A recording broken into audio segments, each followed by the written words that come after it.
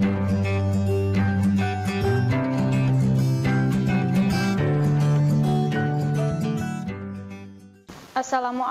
warahmatullahi wabarakatuh.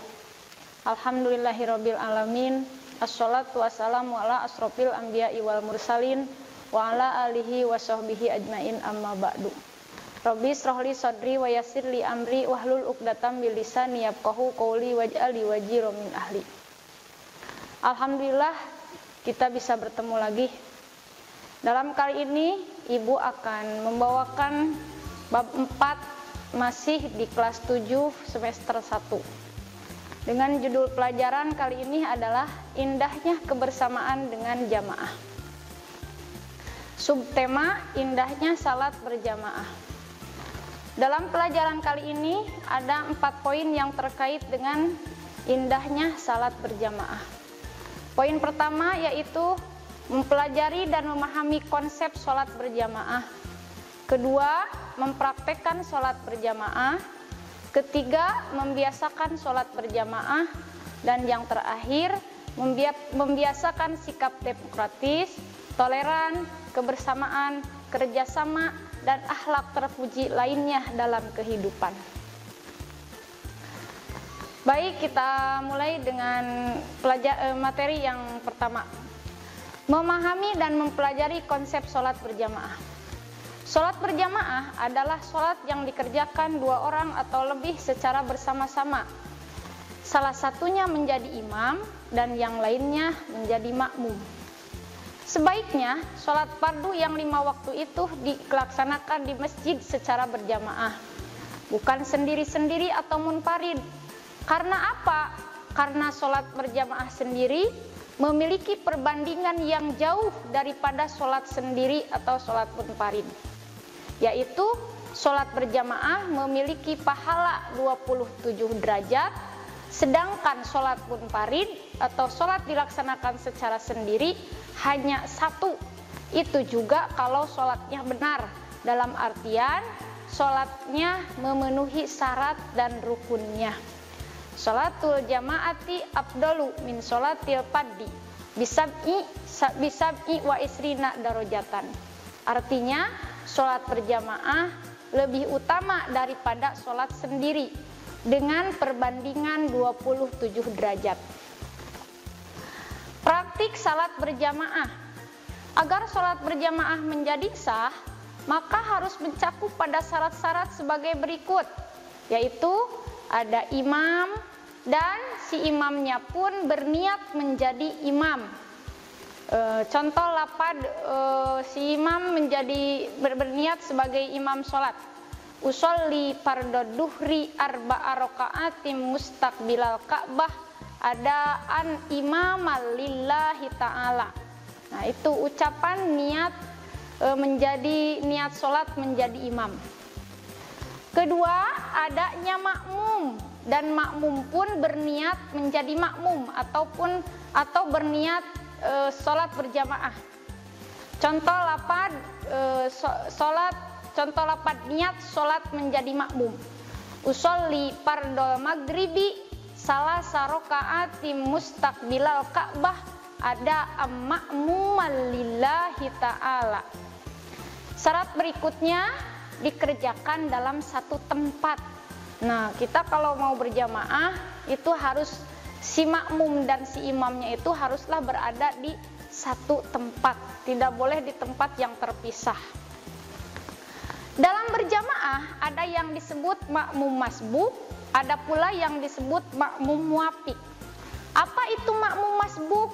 Makmum masbuk adalah makmum yang ketinggalan beberapa rukun oleh imam.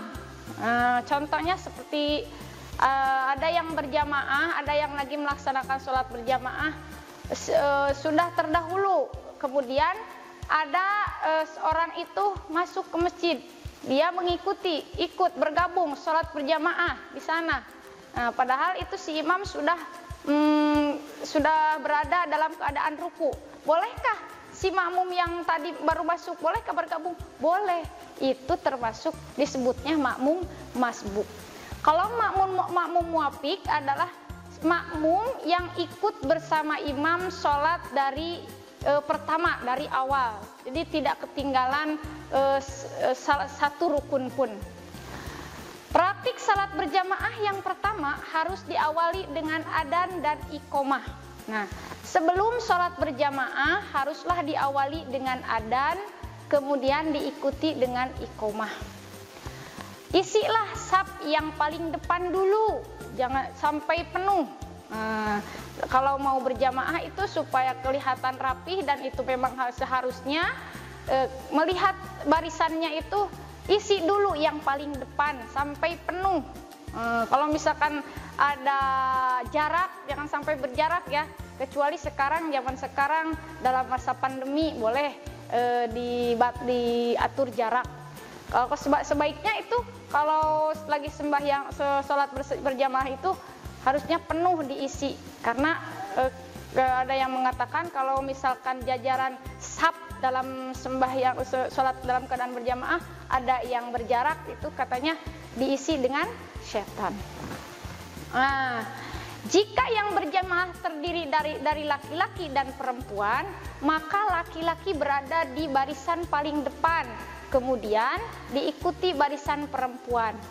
Terakhir, makmum harus mengikuti gerakan imam. Itu syarat yang terakhir dalam berjamaah adalah makmum haruslah mengikuti gerakan imam. Selanjutnya, membiasakan salat berjamaah.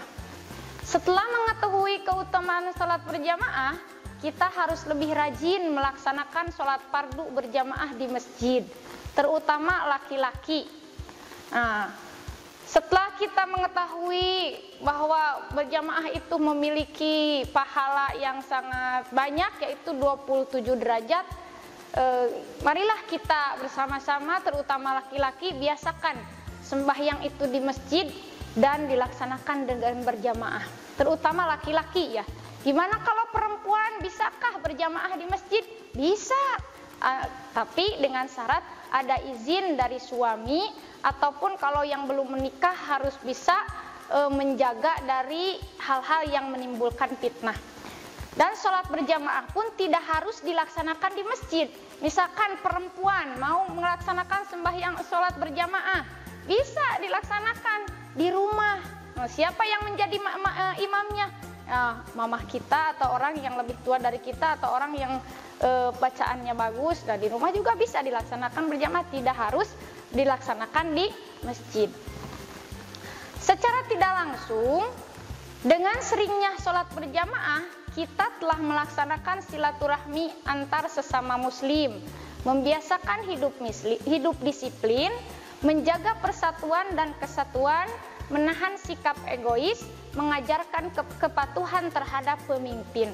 Nah, karena kita sering membiasakan salat berjamaah itu, secara tidak langsung kita itu telah melaksanakan silaturahmi antar sesama muslim. Kalau kita tidak berkunjung ke masjid, jarang melaksanakan sholat bersama-sama di masjid, kita itu jauhlah melaksanakan silaturahmi, jaranglah menyengajakan bertemu dengan tetangga, tidak akan jarang lah. Kalau beda dengan kita datang menyambangi masjid, kan kita bertemu dengan tetangga sama ya.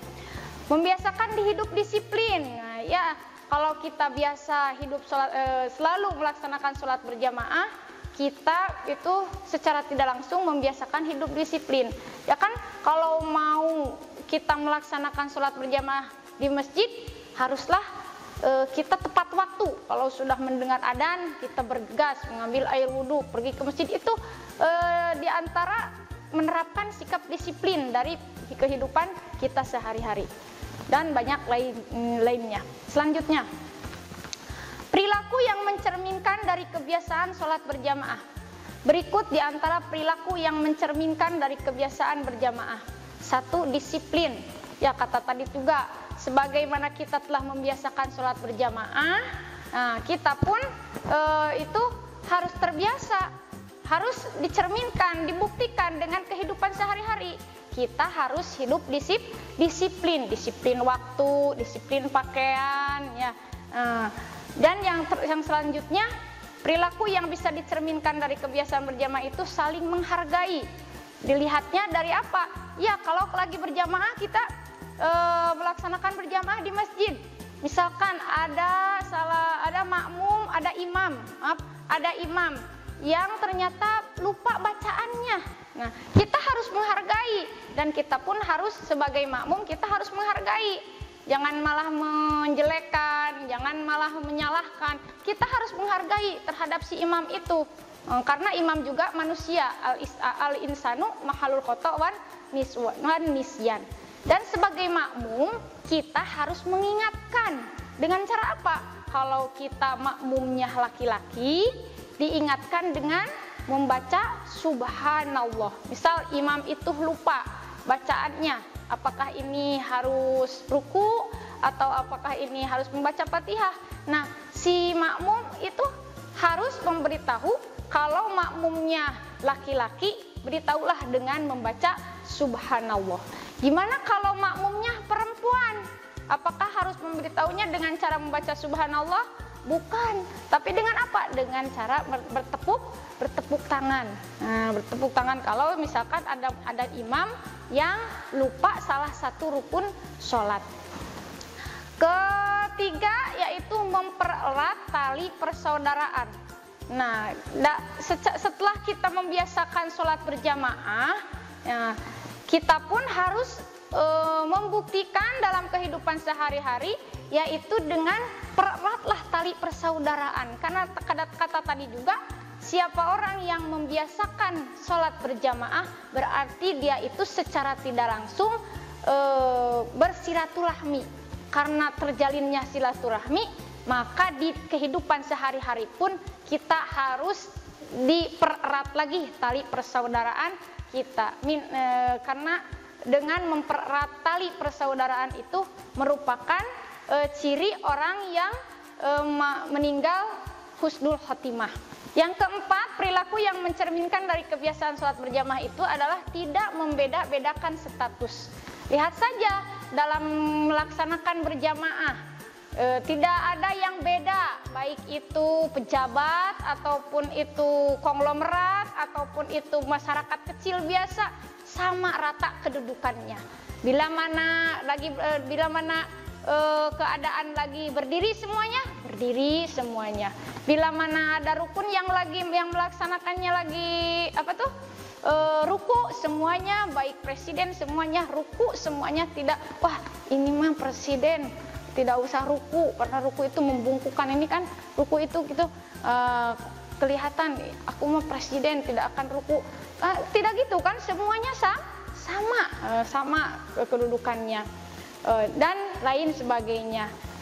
Mudah-mudahan ada manfaatnya. Kiranya pelajaran dari Ibu dicukupkan sampai di situ. Terima kasih. Assalamualaikum warahmatullahi wabarakatuh.